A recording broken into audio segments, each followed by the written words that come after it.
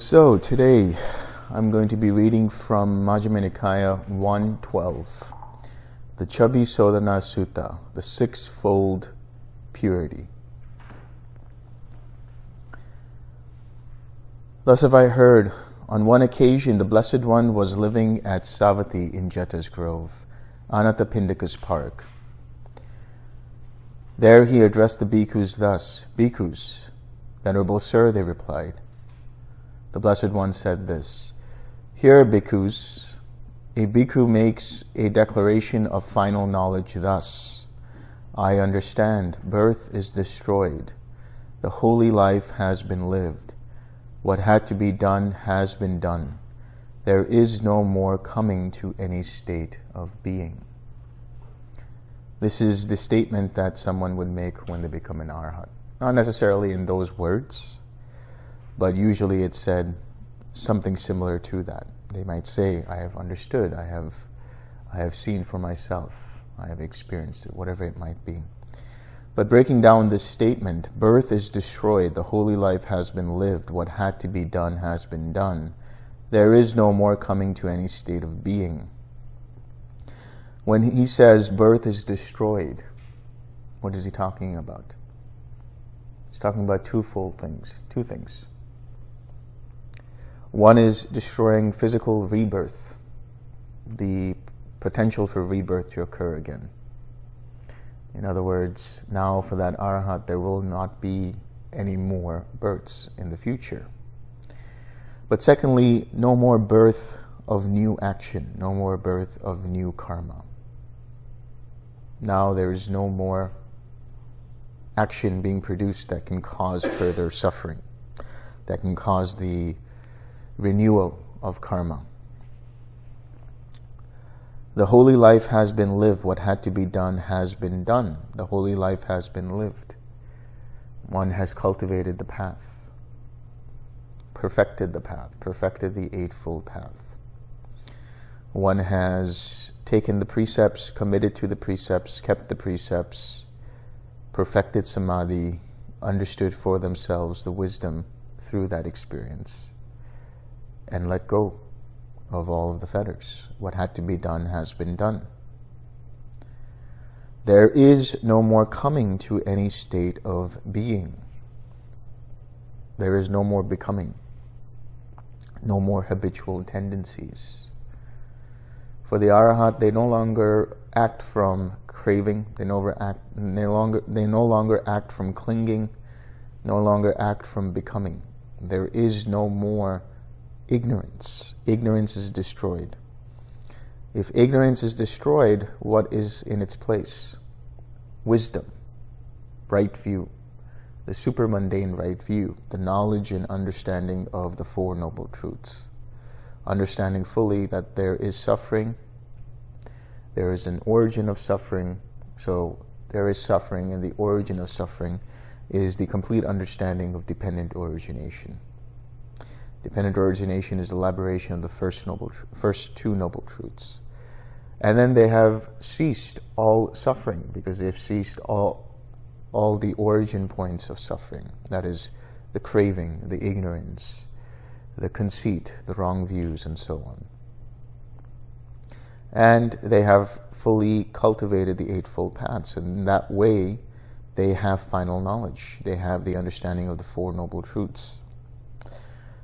So because of that, there is no ignorance, and the formations that arise are said to be pure. Pure formations, because those formations are no longer fettered by any of the fetters that we talk about.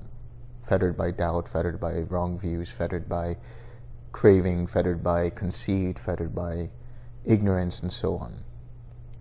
And because those formations are pure, all they do is carry forward the experience of old karma. They facilitate that process. And so the consciousness that arises is said to be pure as well. The way the Arhat cognizes everything is just as it actually is. There are no what are known as upakilesas, corruptions of the mind. There are 16 defilements that are generally understood as corruptions of the mind. They have to do with the three roots of greed, hatred, and delusion. So some of these could be things like having jealousy, stinginess, having some kind of presumptuousness about things, all kinds of different defilements. So that mind is rid of all of these defilements. And so the Namarupa just experiences what it is through the six sense bases when there is contact. Since there's no craving in the fetters, there's no craving in the formations which are unfettered, and since there's no craving in the consciousness, because it's pure, it's not like a stained glass window which is colored by certain kinds of, discolorations of these defilements. So whatever it experiences through Namarupa and through the six sense bases, that contact that arises will not have craving in it. It won't be taken personal. And then the feeling that arises won't have any underlying tendencies. It's just seeing things as they are, experiencing everything fully without any kind of self superimposed around that feeling. Because of that, there is no more craving, there is no more clinging, there is no more becoming, which means there is no renewal of being. There are no habitual tendencies. And so there won't be any birth of action that can cause that whole mass of suffering. The other thing to understand is that since the Arahant has let go of all of these different links, the only links that are functional in that mind are formations, consciousness, Namarupa or mentality, materiality, six sense bases, contact, and feeling. Those are the only links that are functional. Everything else is eradicated. Arahats still produce action. They still speak, they still act, they do all these things. But their actions and their speech are rooted in the Eightfold Path. In other words, that when they speak, they use right speech. When they act, they use right action. And it's automatic. That is their default mode of functioning. Because of this, they don't produce new karma. The Buddha has explained in other suttas that the cessation of karma, the cessation of effects of karma, are through the Eightfold Path. So the way leading to the cessation of karma is the Eightfold Path, because it doesn't produce any new karma that the mind can stick to. So that's why an Arhat's mind is said to be spontaneous. They will function in such a way that is in accordance with the situation. They will act in accordance with whatever the situation requires. But it will be done in such a way that it will always be right action. It will never break precepts. They will never tell a lie, so they will always have right speech, and so on. So because of this, there is no more renewal of being. Because their mind is spontaneous, there is no more habitual tendency through which they act.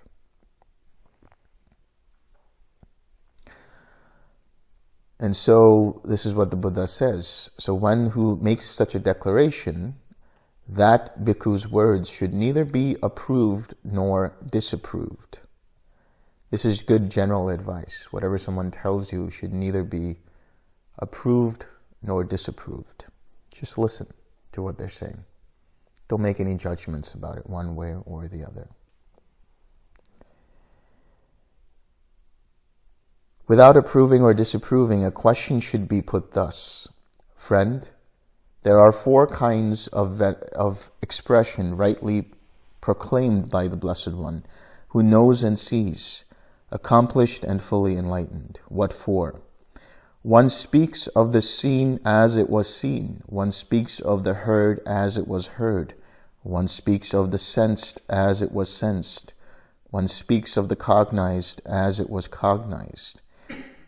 These, friend, are the four kinds of expression rightly proclaimed by the Blessed One, who knows and sees, accomplished and fully enlightened. How does the Venerable One know? How does he see regarding these four kinds of expression?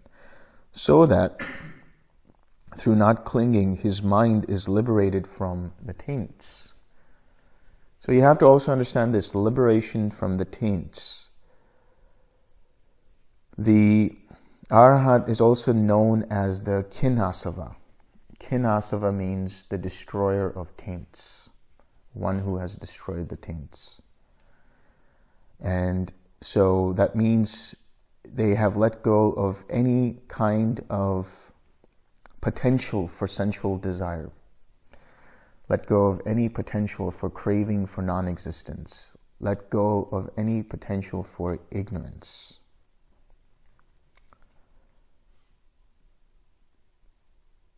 Bhikkhus, when a bhikkhu is one with taints destroyed, who has lived the holy life, done what had to be done, laid down the burden, reached the true goal, destroyed the fetters of being, and is completely liberated through final knowledge, this is the natural way for him to answer. Friends, regarding the seen, I abide unattracted, unrepelled, independent, detached, free, disassociated, with a mind free or mind rid of barriers. Regarding the heard, regarding the sensed, regarding the cognized, I abide unattracted, unrepelled, independent, detached, free, disassociated, with a mind rid of barriers. So in other words, whatever that mind experiences, it neither holds on to it or pushes it away. So that it is unattracted and unrepelled, disassociated, independent, a mind rid of barriers. Doesn't identify with that experience, sees it as it actually is, doesn't have any craving in relation to it, doesn't have any of the underlying tendencies in relation to that experience, doesn't have any views about that experience one way or the other. That is to say, wrong views about it, right? Just sees things as they actually are. Understands that feeling, that experience to be dependently arisen, impermanent, liable to cause suffering, and not to be considered as me, mine, or myself.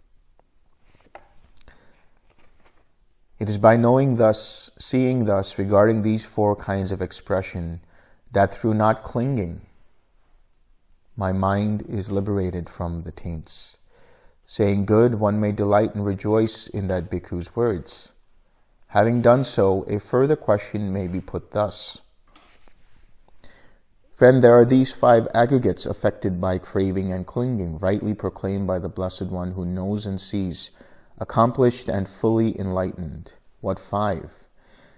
They are the material form aggregate affected by craving and clinging, the feeling aggregate affected by craving and clinging, the perception aggregate affected by craving and clinging, the formations aggregate affected by craving and clinging, and the consciousness aggregate affected by craving and clinging. These, friend, are the 5 aggregates affected by craving and clinging, rightly proclaimed by the Blessed One who knows and sees, accomplished and fully enlightened. How does the Venerable One know? How does he see regarding these 5 aggregates affected by craving and clinging? So that through not clinging, his mind is liberated from the taints. Bhikkhus, when a bhikkhu is one with taints destroyed and is completely liberated through final knowledge, this is the natural way for him to answer. Friends, having known material form to be feeble, fading away and comfortless, with the destruction, fading away, cessation, giving up and relinquishing of attraction and clinging regarding material form, of mental standpoints, adherences, and underlying tendencies regarding material form, I have understood that my mind is liberated. Having known feeling, having known perception, having known formations, having known consciousness to be feeble, fading away and comfortless, with the destruction, fading away, cessation, giving up and relinquishing of attraction and clinging regarding these aggregates, of mental standpoints, adherences, and underlying tendencies regarding these aggregates, I have understood that my mind is liberated.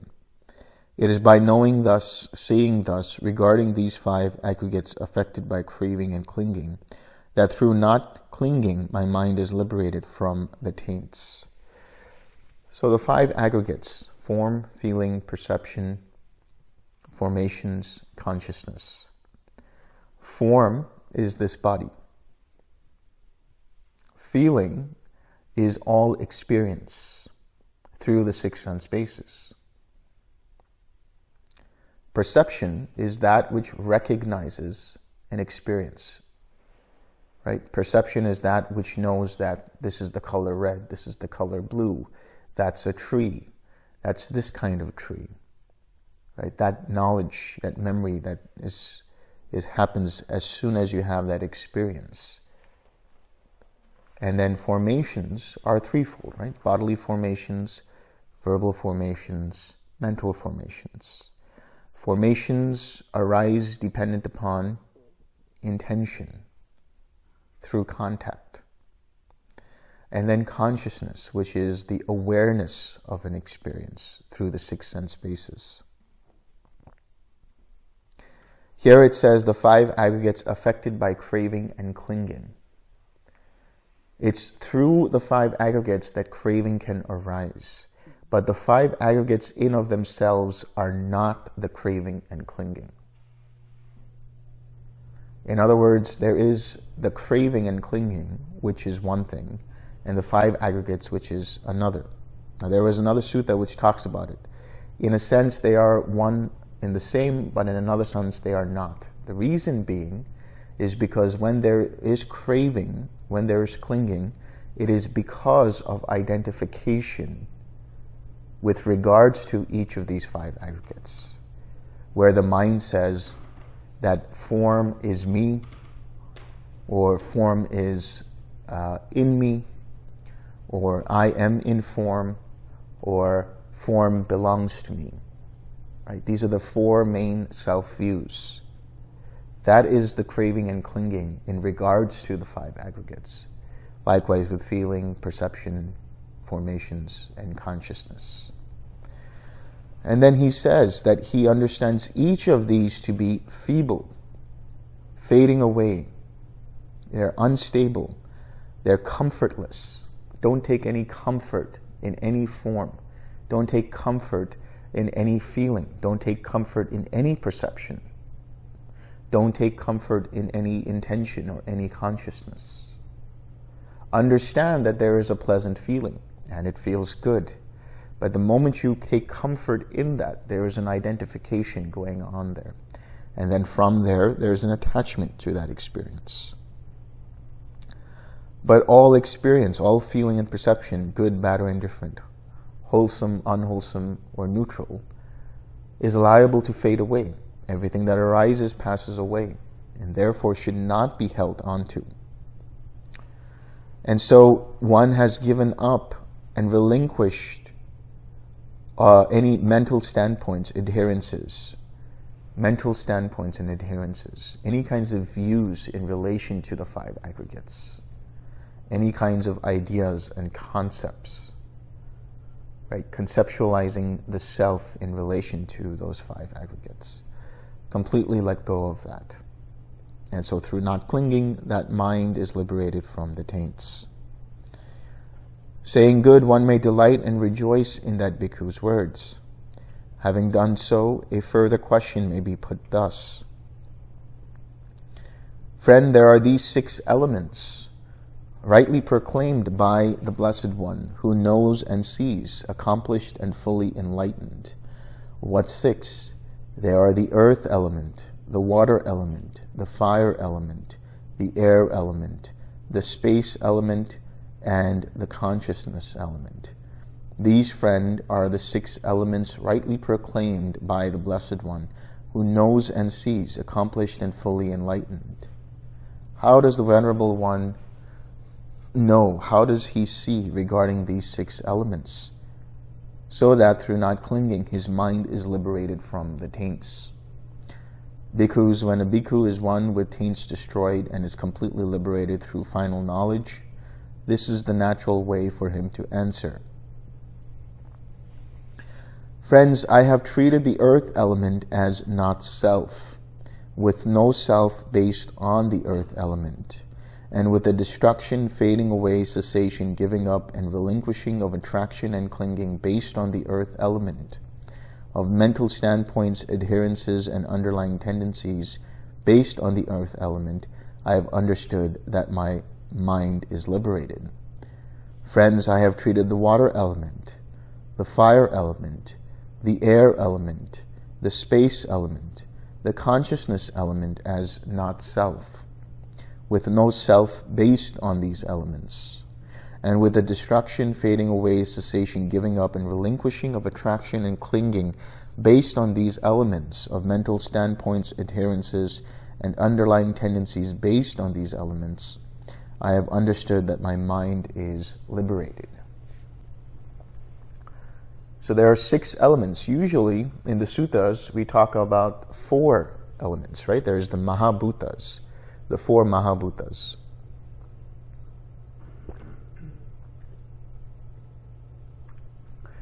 But here there is 6. There's mention of 6. What are these elements? So they're known as Mahabhutas, but they're also known as Dhatus. Dhatu means, it can mean element, it can mean a property. So the earth element here is the solidity of the body, the solidity of things around us. So that can be in relation to solid matter. The water element will be the liquidity of things. Things are always, some things are liquid, right? In a liquid state of matter. The air element is the gaseous state of matter, right? Things move around through the air and so on, the gases. And the fire element is heat and temperature. Of course, fire, the fire element itself is fire. The sunlight, the sun, the heat of the sun, the heat of the body and temperature, and so on. And then the space element.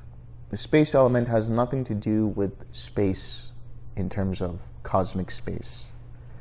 Here the space element is the space between matter. Right? So that's the space in your nostrils, that's the space. The space in your ears, right? That's the space. So the space, that's the cavities, the crevices. This is the space element. Now what about the consciousness element? The consciousness dhatu. There can be a tendency for some people to think that the consciousness element means that it is some kind of overarching consciousness, that it is some kind of substratum of existence, that's what that consciousness element is. Well, I'm sorry to disappoint those people, but that is not what it's referring to. The consciousness element here is referring to mentality. You think about the 5 elements that are being talked about here. They're talking about form, right? In the form of the earth, the water, the air, the fire, and space. All of this makes up the body, the rupa, right? The skin, the bones, the organs, the sense bases, all of that is the rupa, the form. The consciousness element here, the consciousness dhatu, the consciousness property here, is related to the mentality factors of nama rupa. So the first 5 have to do with materiality, and the 6th has to do with mentality, allowing you to experience contact, feeling, perception, intention, and attention. So he says, I have treated these elements as not self. I have understood mind and body. I have understood mind and body to be not self. And I have understood that there is no self that arises dependent upon mind and body, or the different qualities and elements of mind and body.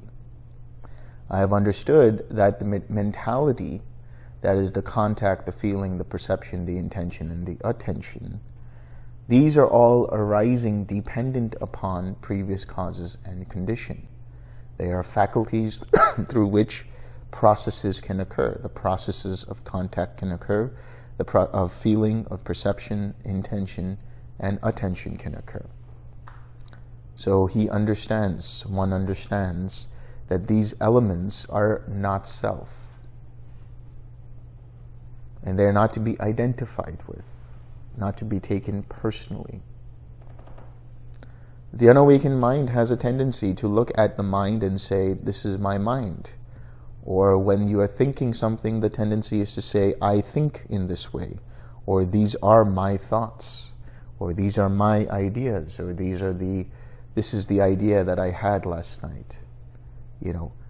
Conventionally, an Arahant can use the same kind of language. But the difference there is that the Arahant knows it actually, that thought that occurred to the mind, or that idea that was there, is not theirs in particular. It's just an idea that arose through contact and a series of causes and conditions. But there's a tendency in the unawakened mind to look at that and say, that is mine, this is me, this is mine, this is myself. There's a sense of ownership to the mind and the body. There's a sense of identity with the mind and body. The awakened mind has let go of that. The awakened mind has let go of any kind of idea of ownership completely. The unawakened mind creates all of these ideas that I own this, this is mine, this is my bowl, this is my book, this is my table, or this is my house, and all of these other things. But the awakened mind doesn't have any sense of ownership. It's not that they take what is not given, but they just don't see things in the form of, this is mine. So they have let go of any kind of idea, internally or externally, that this is me, this is mine, this is myself.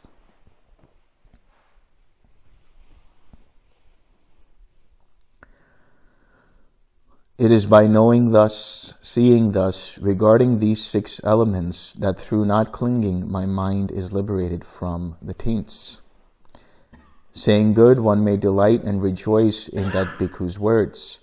Having done so, a further question may be put thus: but friend, there are these 6 internal and external bases, rightly proclaimed by the Blessed One who knows and sees, accomplished and fully enlightened. What 6? They are the eye and forms, the ear and sounds, the nose and odors, the tongue and flavors, the body and tangibles, the mind and mind objects. These, friend, are the 6 internal and external bases, rightly proclaimed by the Blessed One who knows and sees, accomplished and fully enlightened. How does the Venerable One know, how does he see regarding these 6 internal and external bases, so that through not clinging his mind is liberated from the taints? Bhikkhus, when a bhikkhu is one with taints destroyed and is completely liberated through final knowledge, this is the natural way for him to answer. Friends, with the destruction, fading away, cessation, giving up, and relinquishing of desire, lust, delight, craving, attraction, and clinging, and of mental standpoints, adherences, and underlying tendencies regarding the I, forms, I consciousness, and things cognizable by the mind through I consciousness, I have understood that my mind is liberated. With the destruction, fading away, cessation, giving up, and attraction of desire, giving up and relinquishing of desire, lust, delight, craving, attraction, and clinging, and of mental standpoints, adherences, and underlying tendencies regarding the ear, sounds, ear consciousness, and things cognizable by the mind through ear consciousness, regarding the nose, odors, nose consciousness, and things cognizable by the mind through nose consciousness, regarding the tongue, flavors, tongue consciousness, and things cognizable by the mind through tongue consciousness, regarding the body, tangibles, body consciousness, and things cognizable by the mind through body consciousness, and regarding the mind, mind objects, mind consciousness, and things cognizable by the mind through mind consciousness, I have understood that my mind is liberated.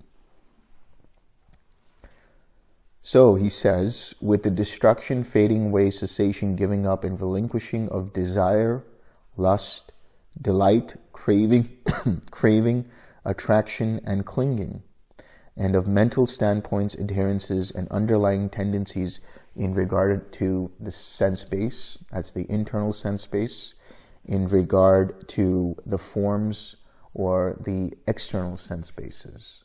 You see, when we talk about the 6 sense bases in dependent origination, we're talking about the ayatanas, the internal sense bases. That's the eyes, the ears, that's the nose, that's the tongue, the body, and the mind. But their objects are the external sense bases. They are the form, they are the sound, they are the odors, they are or fragrances, they are the tangibles, or let me go back. They are the form, the sounds, the odors, the tangibles, the tastes, and the thoughts, or any kind of mind object for that matter. So let's take it in the perspective of the meditation. Here you have your mind, which is known through its factors: contact, feeling, perception, intention, and attention. You use your mind to bring up the intention of feeling loving kindness, of radiating loving kindness. Right? Now you have the intention, the mind makes contact with that feeling of loving kindness. So the loving kindness here is the mind object. There's contact between the two, and there's a feeling of loving kindness. Having had that feeling, there's the perception of that loving kindness. Now there is mind consciousness in relation to the loving kindness, and the thing cognizable by the mind through the mind consciousness is the loving kindness. So when he says the I, the forms, the I consciousness, so the I is this, right, the internal sense base. The form is the external, whatever one sees through the eyes. The I consciousness is the awareness of the experience of I, right? Whatever the I is experiencing. Then through the I and the sense base of the I consciousness and the form, there is the I contact. And the things cognizable by mind through I consciousness, the things cognizable by the mind, that is in relation to the processes of mind. Because you see one thing, right? You have the form and you're seeing the form. That is the feeling. You're perceiving what that form is. You're recognizing what that form is. That's the perception. There's contact there with relation to the meaning of the three, the I, the form, and I consciousness. So there's the contact, then there's the feeling, then there's the perception. You look at let's say, an apple tree, and your mind says, oh, that's a nice apple tree. Let me go down there and take some shade. Now there's an intention there to walk towards that apple tree, to get some shade. And then there's attention, which is the consciousness itself. You intend to pay attention to that apple tree. And so when you're paying attention, your consciousness flows there. You are cognizing accordingly. So this is known as, in modern terminology, as salience, right? You are salient of what is present. You intend to put your attention somewhere. And so you are aware of that. Not aware of what you are not seeing, but aware of what you are seeing or what you are hearing. You have an intention to put your mind towards what you are hearing in particular. So there can be saliency in there as well. Musicians are perfect at this, right? Or can be perfect with this. They can actually listen to a complete symphony and they can pinpoint what are the different parts of that symphony. They can listen to the violins, or they can listen to just the piano, or they can listen to just the trumpet, or they can listen to just the cello, or whatever it might be. So there's an ability there to be able to see something in particular or hear something in particular. That's the attention. That's the factor of attention. So in regards to the attention, you pay attention to something. Even in your meditation, you choose to pay attention to the loving kindness. When you're in quiet mind, you can choose to pay attention to the stream of thoughts, or you can choose to pay attention to the quiet mind. Now, if you are paying attention to the quiet mind and you are aware of the stream of thoughts, that's one thing. But because your consciousness is with the quiet mind, then those stream of thoughts, because they don't have the fuel of your attention, will start to dissipate. But because you get caught up, because you engage in those thoughts, now you are no longer paying attention to your quiet mind. You're no longer paying attention to the loving kindness. Now the saliency is towards the thoughts, the stream of thoughts, towards the distraction, rather than the actual object of meditation. So this is how attention works. It's whatever the spotlight is put on. And from there your consciousness flows towards that. So this is the stuff that's cognizable through the mind, right? Or cognizable by the mind through eye consciousness, ear consciousness, nose consciousness, tongue consciousness, body consciousness, mind consciousness. And so he says in regards to all of these things, even if they are thoughts, a stream of thoughts, right? Here the key is not to get caught up in it. Getting caught up in it means that you are attracted to it somehow. Either you have some kind of attachment to it, or you have some kind of aversion to it. Let's get even more practical here. Let's talk about the pain that you experience, the mental pain, the meditation pain that you experience when you're sitting for a long time. That's just pain. That's just an experience. But there's all of these standpoints about that pain. This is my pain. I wish this pain would go away. Or I'm trying to 6R the pain. Or I'm looking at the pain and I'm just seeing the pain. I'm seeing the pain. But why isn't the pain going away? Right? That's all in relation to your attention. Your attention is on the pain. And your attention is rooted in the craving for or against that pain, the resistance to that pain. So the attention should be not on the pain, but the attention should be to your reaction to the pain. In the same way that you are not bothered by the thoughts, the stream of thoughts, because your mind is on the object, here it's not about the pain, it's about your reaction to the pain. How are you with the pain?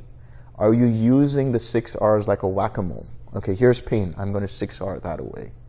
Or are you going to actually see what's going on in the mind, which is, oh, I don't like this pain. Who doesn't like this pain? How is this reaction coming? Where is this reaction coming from? And you recognize it and you let it go. You relax. And then you come back to your object. The more you come back to the object, guess what? The pain will still be there. But your attention will no longer fuel that pain, will no longer fuel your aversion to that pain. Instead, because your attention is on the object of meditation, even if there is pain, you won't notice it. Because your attention is no longer there. You won't notice it. And you won't be bothered by it. So if there is even a slight aversion to the pain, then your attention is there.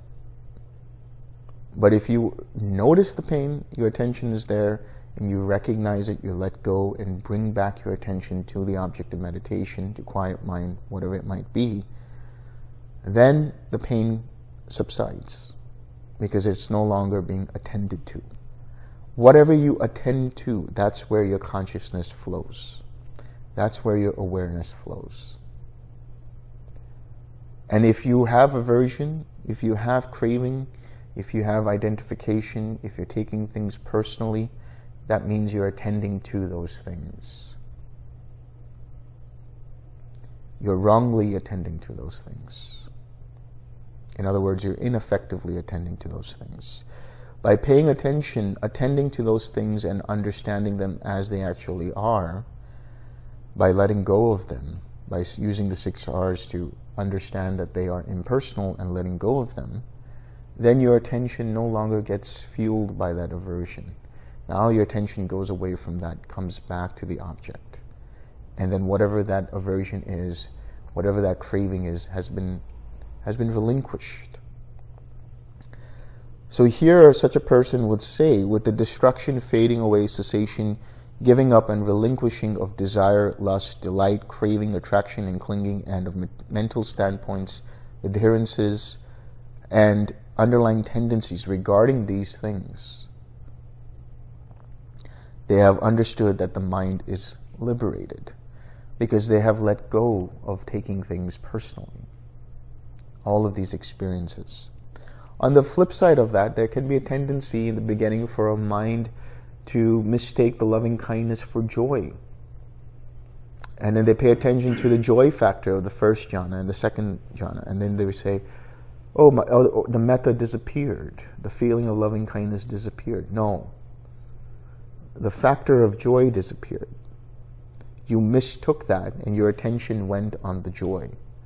Your attention went and got distracted by a factor of one of the jhanas. So that too can be a distraction. You have to understand that the jhanic factors are just signposts to allow you to know where your mind is. What has been let go of. In the first jhana, what do you let go of? What do you let go of in the first jhana? Let go of hindrances. And thereby you experience the first jhana. You let go of attention to sensual experiences. And therefore your mind gravitates towards getting into the first jhana. The cessation of hindrances, the cessation of attending to sense bases or sense experiences. And then because of that, there is this feeling of relief that arises. That relief gives rise to the joy, the piti, and then the sukha, the tranquility, the comfort, the ease in the body. And then the mind becomes collected, and there's ekaggata. And of course, it starts off with the intention, right? Which is the vitakka and the vichara, the intention, the thinking and examining thought. And then in the second jhana, what ceases? The vitakka and vichara cease. Now you let go of the wholesome imaging. You let go of any kind of verbalizing to bring up the loving kindness. Now the loving kindness flows. And there's greater joy born of collectedness. In the first case, it was joy born of seclusion, the relief you felt from having no hindrance in the mind. In the second jhana, it was there's further collectedness. And so now there's further joy, there's further ease, comfort. And then in the third jhana, the joy ceases. The fourth jhana, the sukha ceases. The fifth jhana, or infinite space, the contact with the body starts to cease. In the sixth, there's the cessation of the perception of infinite space. In nothingness, there's a cessation of the perception of infinite consciousness. In either perception or non-perception, there is a cessation of nothingness. And then in cessation of perception, feeling, and consciousness, there's just total cessation. So this process that you're doing with the meditation is not about bringing up an experience. It's not about trying to construct an experience. It's about letting go and allowing things to happen with the right causes and conditions being present. Don't try to control the situation. Don't try to control how things ought to be. Just let them be. So there's no delighting even in the jhana. There's no craving for the jhana or in relation to the jhana. Okay, your mind got distracted. Don't beat yourself up. It got distracted, so what? You just bring it back, and you come back. All right, your mind is looking at the stream of thoughts, and now starting to get engaged with that. Personalizing it, identifying with it. You recognize that, you let that go, you come back to quiet mind, come back to the object. And as your attention stays there, that stream of thoughts will start to dissipate. So, once you do this, you start to relinquish the craving, you relinquish the identification, you relinquish the attraction, the clinging to it. You relinquish the mental standpoints, the adherences to it. Mental standpoints and adherences, it has to be done this way. It needs to be done this way. I have to get to this place. All of these words in your mind that says, I have to, it should be, it must be. Let go of that. Those kinds of words come from expectation. Expectation is another word for craving. Anticipation is another word for craving. It's like you feel like you're in a waiting room when you're hours and hours and hours in quiet mind, and you're waiting for something to happen. You're waiting for nibbana. Right? Waiting is another word for craving. Think about how you feel like when you're in the waiting room at the doctor's office. Right? You try to distract yourself with all the magazines that are there, and you're waiting and waiting and waiting, and there's this tension in the mind. And then there's finally relief when you come out of the waiting room and go to the doctor's office. So waiting in line, there's tension there too. Waiting in line, waiting in a queue, any kind of waiting. Why? Because there's an expectation that something's going to happen. There's an anticipation that something's going to happen. And that leads to anxiety, that leads to craving, that leads to suffering. So let go of waiting. Let go of anticipating. Let go of expecting.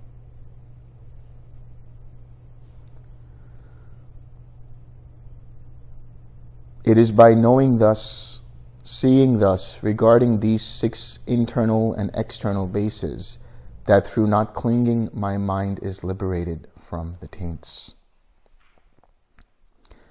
Saying good, one may delight and rejoice in that bhikkhu's words. Having done so, a further question may be put thus. But friend, how does the Venerable One know? How does he see? So that in regard to this body with its consciousness and all external signs, I-making, mind-making, and the underlying tendency to conceit have been eradicated in him.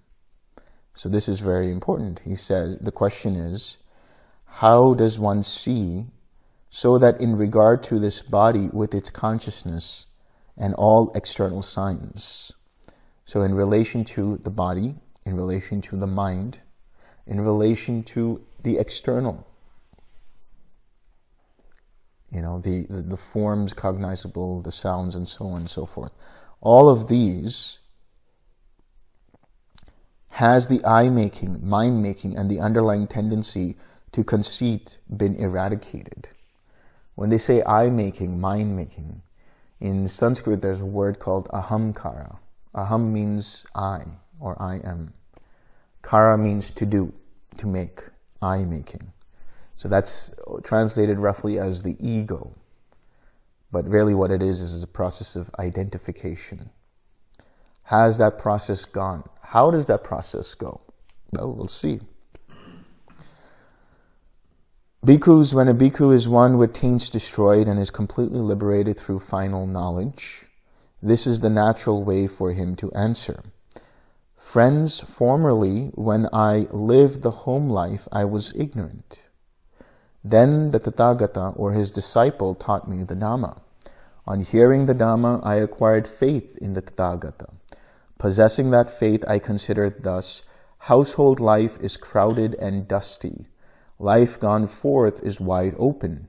It is not easy while living in a home to lead the holy life, utterly perfect and pure as a polished shell.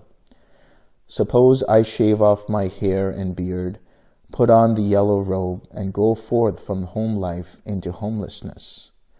On a later occasion, abandoning a small or large fortune, abandoning a small or large circle of relations, I shaved off my hair and beard, put on the yellow robe, and went forth from the home life into homelessness.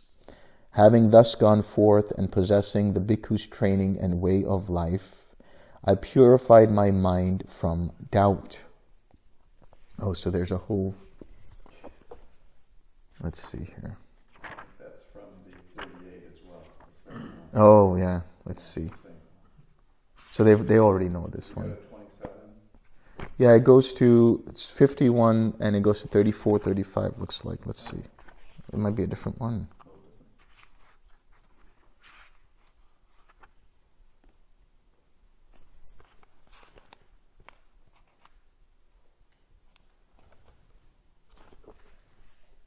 Oh, yeah. Okay, so it says here, so it's in the third person, but I'll read it anyway. He becomes content with robes to protect the body and with alms food to maintain the stomach. And wherever he goes, he sets out taking only these with him. Just as a bird, wherever it goes, flies with its wings as its only burden, so too the bhikkhu becomes content with robes to protect the body and with alms food to maintain the stomach. And wherever he goes, he sets out taking only these with him. Possessing this noble virtue, he experiences within himself a bliss that is blameless. On seeing a form with the eye, he does not grasp at its signs and features, since if he left the eye faculty unguarded, evil, unwholesome states of covetousness and grief might invade him. He practices the way of its restraint. He guards the eye faculty. He undertakes the restraint of the eye faculty. On hearing a sound with the ear, on smelling an odor with the nose, on tasting a flavor with the tongue, on touching a tangible with the body, on cognizing a mind object with the mind, he does not grasp at its signs and features. Since if he left these faculties unguarded, evil, unwholesome states of covetousness and grief might invade him. He practices the way of its restraint. He guards these faculties and undertakes the restraint of these faculties. Possessing this noble restraint of the faculties, he experiences within himself a bliss that is unsullied. So I'll just explain this part here. So first and foremost, he has contentment.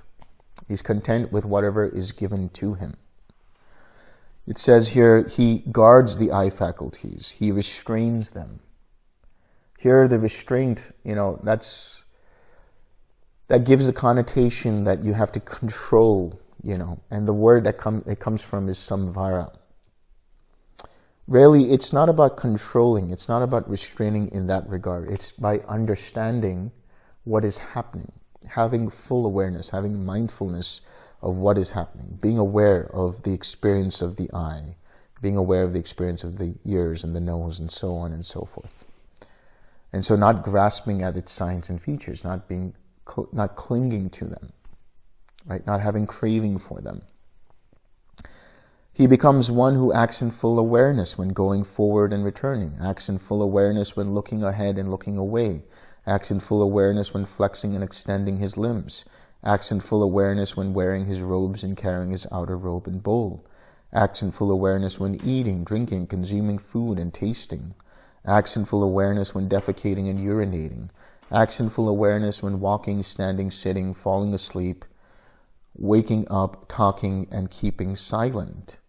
And so this is all about the mindfulness, full awareness, staying with the smile, staying with your object of meditation, whatever it is that you're doing. So in other words, what he's talking about here and here, you guys have hopefully been doing throughout the retreat so far, right? Granted, you haven't shaved your hair and beard and all these other things, but for the purposes of understanding and practicality, you are basically living the holy life, right? You're taking the precepts, keeping the precepts, doing the work of meditation and gaining insight. So, possessing this aggregate of noble virtue and this noble restraint of the faculties, possessing this noble mindfulness and full awareness, He resorts to a secluded resting place, the forest, the root of a tree, a mountain, a ravine, a hillside cave, a charnel ground, a jungle thicket, an open space, a heap of straw, Dhamma Sukha. On returning from his alms round, after his meal, he sits down, folding his legs crosswise, or sitting in a chair, setting his body erect and establishing mindfulness before him. Abandoning covetousness for the world, he abides with the mind free from covetousness. He purifies his mind from covetousness. Abandoning ill will and hatred, he abides with the mind free from ill will, compassionate for the welfare of all living beings. He purifies his mind from ill will and hatred. Abandoning sloth and torpor, he abides free from sloth and torpor, percipient of light, mindful and fully aware. He purifies his mind from sloth and torpor. Abandoning restlessness and remorse, he abides unagitated with a mind inwardly peaceful. He purifies his mind from restlessness and remorse. Abandoning doubt, he abides having gone beyond doubt, unperplexed about wholesome states. He purifies his mind from doubt. In other words, he 6 R's. He lets go of the hindrances. Having thus abandoned these 5 hindrances, imperfections of the mind that weaken wisdom, quite secluded from sensual pleasures, right? Your eyes are closed. You're not looking at anything. You start paying attention to the mind, secluded from sensual pleasures. Now you're in the mental realm, mind. Secluded from unwholesome states, having let go of the hindrances. I entered upon and abided in the first jhana, which is accompanied by applied and sustained thought. You intentionalize the experience of loving kindness through a wholesome image or through verbalizing.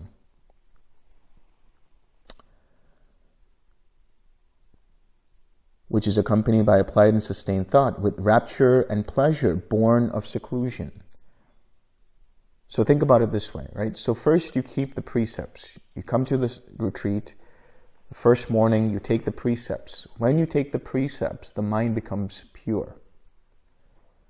Next time you take the precepts in the morning, pay attention to how your mind is.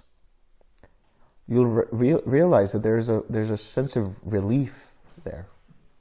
There's a sense of release over there. There's a sense of happiness over there. You can take this happiness and stay with that. And let that turn into the object of meditation. Let that then become an anchor for you to experience loving kindness towards yourself, or whatever it might be. That relief that you experience, that release you experience, is that joy of the Dhamma. When you listen to a Dhamma talk, when you take the precepts, whatever it might be, there's this joy that arises. There's this happiness that arises. And that is pamoja. That's the joy of the Dhamma, the bliss that arises. So when you do that, your mind becomes pure, right? And your mind becomes more collected. And so now it is ripe for experiencing jhana practice. And so in the first jhana, as he said, which is accompanied by all of these things, and then with the stilling of applied and sustained thought, you let go of the intentionalizing. I entered upon and abided in the second jhana, with the fading away as well of rapture. So in the second jhana, you let go of the rapture, you let go of the stilling, let go of the applied and sustained thought. And then in the third jhana, with the fading away as well of rapture, let go of the joy, I entered upon and abided in the third jhana. Here, it's not a process of actually seeing, oh, here is joy, I'm going to let go of it. It's a process of experiencing the different factors, or being aware of the different factors while you are with your object of meditation. This is why you're not one-pointed. And then naturally the joy arises, and then naturally the joy fades away. Then, with the fading away as well of rapture, I entered upon and abided in the third jhana. With the abandoning of pleasure and pain, I entered upon and abided in the fourth jhana, which has neither pain nor pleasure, and purity of mindfulness due to equanimity. So the fourth jhana, you let go of even the sukha, let go of the comfort. You're just in complete equanimity. So these words where he says, the purity of mindfulness due to equanimity. Mindfulness due to equanimity. Why does he say that? What's going on here?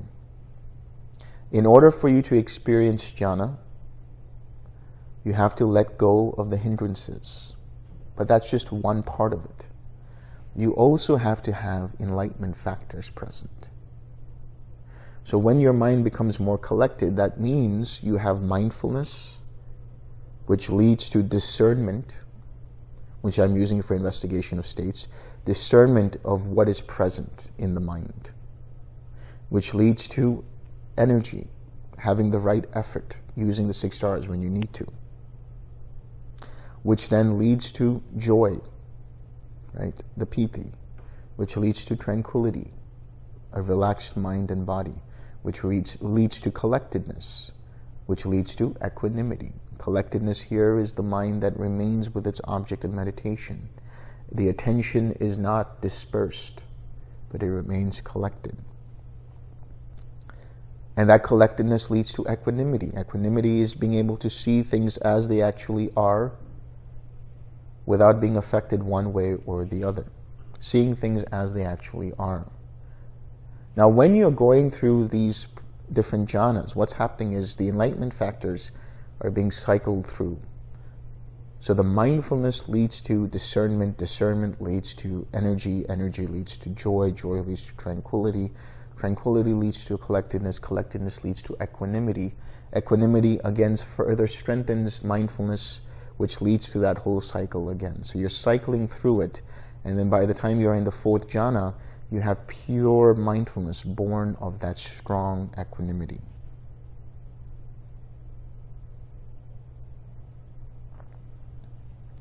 And remember, every time you use the 6 R's, you're not only letting go of the hindrances, but you're bringing up the enlightenment factors, facilitating for you to go back into a jhanic state. So when you recognize, for example, right, you recognize, you bring up the mindfulness, you bring up the investigation of states naturally when you recognize. When you release, you let go, which means you have the right effort, the correct amount of energy. When you relax, you have tranquility. When you re-smile, you have joy. When you return, you have collectedness. And that brings about equanimity through that whole process. So the 6 R's are doing a lot of things here. They're bringing up the enlightenment factors, they're letting go of the hindrances and other things that are going on in relation to the 37 requisites for enlightenment. And now he says, when my collected mind was thus purified, bright, unblemished, rid of imperfections, malleable, wieldy, steady, and attained to imperturbability. Imperturbability. Say that 5 times. So imperturbability means it's a mind that is basically stable. A mind that is unaffected by anything. Completely rock solid.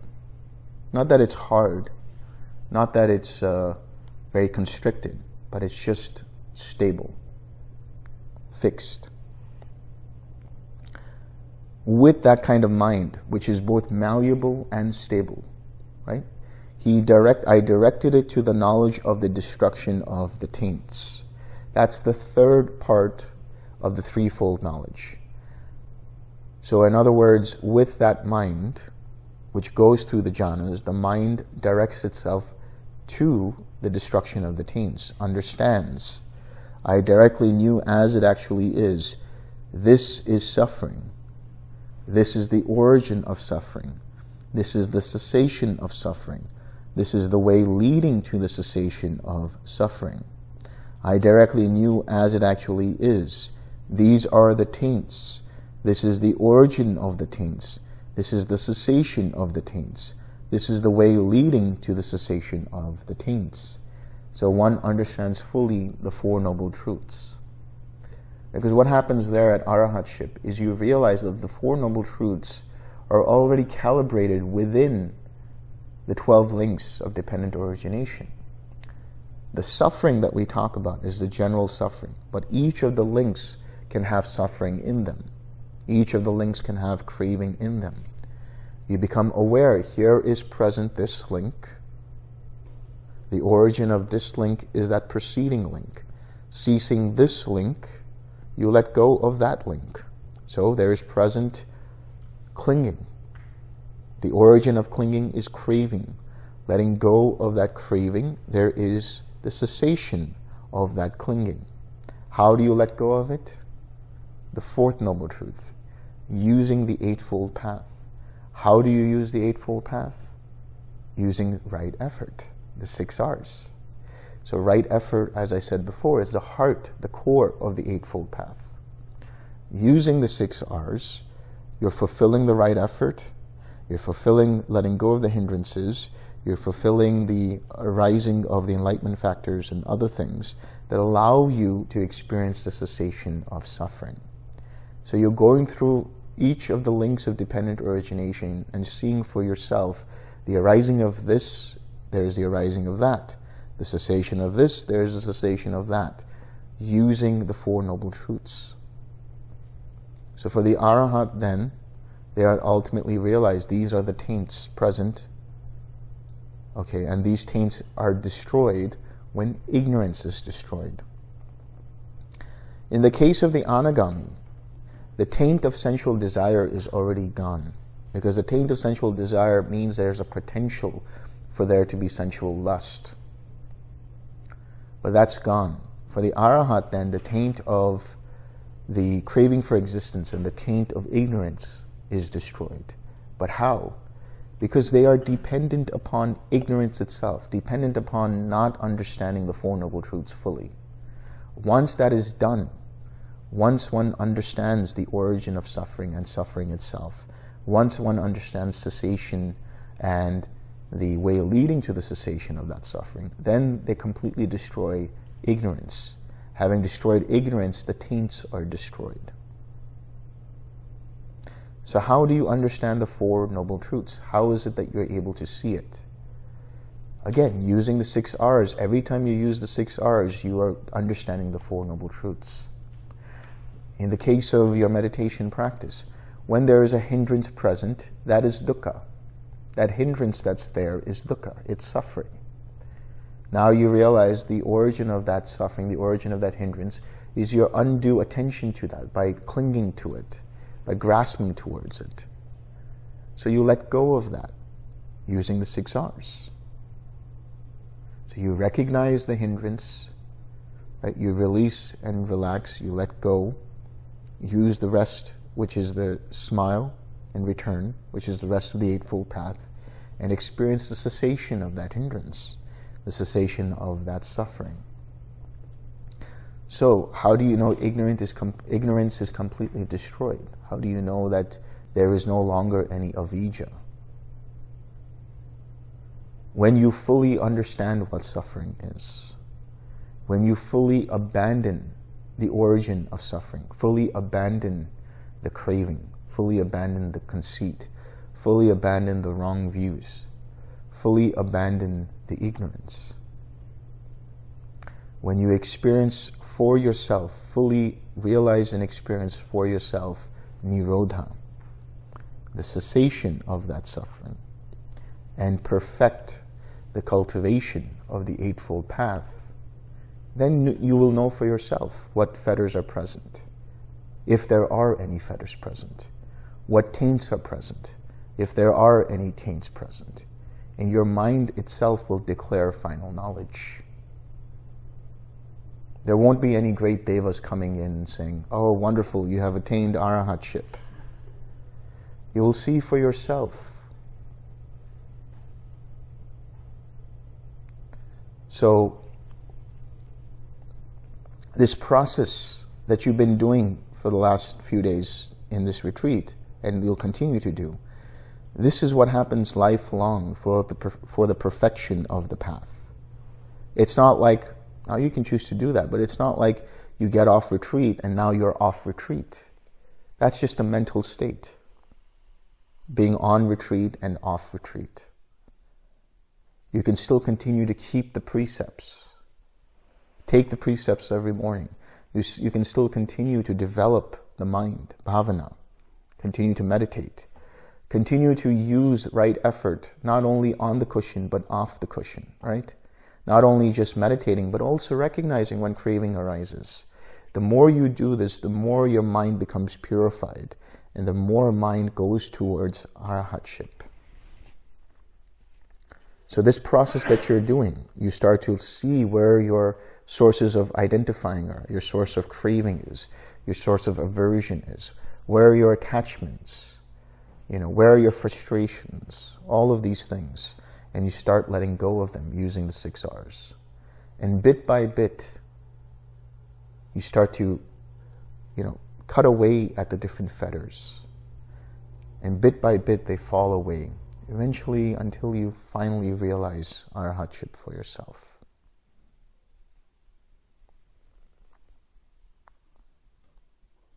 When I knew and saw thus, my mind was liberated from the taint of sensual desire, from the taint of being, and from the taint of ignorance. When it was liberated, there came the knowledge, it is liberated. In other words, your mind will know for itself, it is liberated. Your mind will not lie to you, but you can lie to your mind. Your mind will know for itself. These are the fetters that are present. And you can choose to accept or deny that. And of course, there's a whole process of self-testing, right? It's not just, there is final knowledge. Now there's the idea that I'm an Arahant, or I've attained this, or whatever it might be. And then you go about the world and think you are, and then you see how you react to the world, what your responses are. For anyone who thinks that they're an Arahant, I would say, wait 3 years and then declare final knowledge. See how your mind responds to every kind of situation. Is there craving? Is there attachment? Is there comparing? Is there aversion? Is there identification? All of these different things.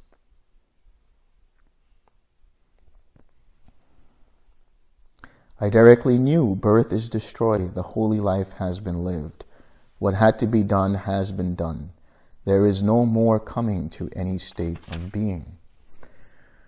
It is by knowing thus, seeing thus, friends, that in regard to this body with its consciousness and all external signs, I-making, mind-making, and the underlying tendency to conceit have been eradicated in me. Saying good bhikkhus, one may delight and rejoice in that bhikkhu's words. Having done so, one should say to him, it is a gain for us, friend. It is a great gain for us, friend, that we see such a companion in the holy life as the Venerable One. That is what the Blessed One said. The bhikkhus were satisfied and delighted in the Blessed One's words.